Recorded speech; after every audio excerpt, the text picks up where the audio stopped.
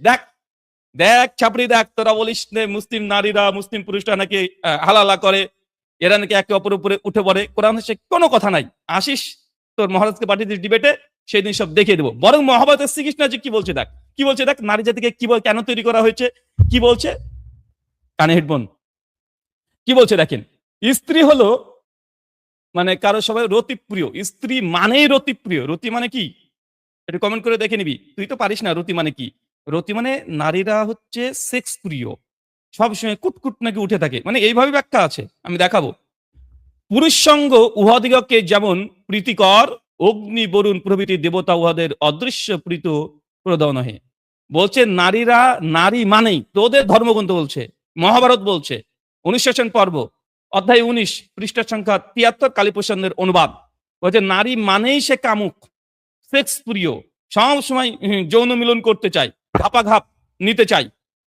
বলছে এদের কাছে দেবতাদের পুজো করার চাইতে ঘাপাঘাপটা নাকি বেশি আকর্ষণীয়। কে বলছে? নারী। তোদের দেবীকে তোর এই সম্মান দিয়েছিস। এরপর কি বলছে দেখেন, মারাত্মক কথা। যখন উহাদিগকের কাম প্রবৃত্তি প্রবৃত্ত হয়, তৎকালে উহারা পিতা মাতা ভ্রাতা ভর্তা পুত্র দেবর কিছুই মাত্র অপেক্ষা করে না, মানে যাকে পাই সামনে ঘাপাঘাপ দিয়ে দেয়। কিরে কি বলছে তোদের ভগবান মহাভারতে? তোদের মা বোন নাকি সবসময় রতিপ্রিয়, সবসময় রতিপ্রিয়, মানে সুদর্শন পুরুষ দেখলে নাকি নিজের বেটাকেও ছাড়ে না, পুত্রকেও ছাড়ে না। এদের পরিষ্কার ভালো আছে, বাপকেও ছেড়বে না, মেয়েকেও ছেড়িস না তোরা, এবং পুত্র দেবর সবাইকে। তুই মোটামুটি দেখতে সুদর্শনের মধ্যে পড়িস, দেখিস তোর মা বোন আবার তোর উপরে উঠে পড়ে না।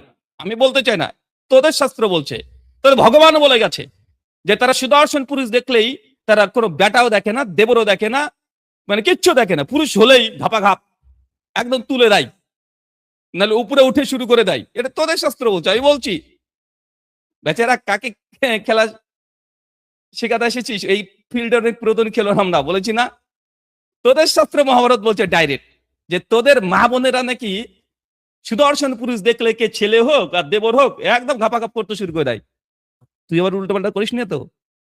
তুই দেখতে সুদর্শন, সাবধানে থাকবি তোর মায়ের কাছ থেকে, বোনের কাছ থেকে, আর তোর বৌদির কাছ থেকে, কারণ শাস্ত্রীয় প্রমাণ এটা, শাস্ত্রীয় প্রমাণ, কোনো ফাল পাড়া গল্প আমরা বলি না। চলেন আর একটা, কানে হেডফোন কি বলছে হিন্দু নারীদের ব্যাপারে। বলছে দেবী, না নারী তো না, দেবী বিশাল, এদেরকে একদম অধিকার দিয়েছে, ইসলামকে নারী কোনো অধিকার দেয়নি। আসিস একদিন, পাঠিয়ে দিস মহারাজকে, দেখিয়ে দেবো কি আছে তোদের শাস্ত্রে, খুলে খুলে নাঙ্গা করে ছেড়ে দেবো।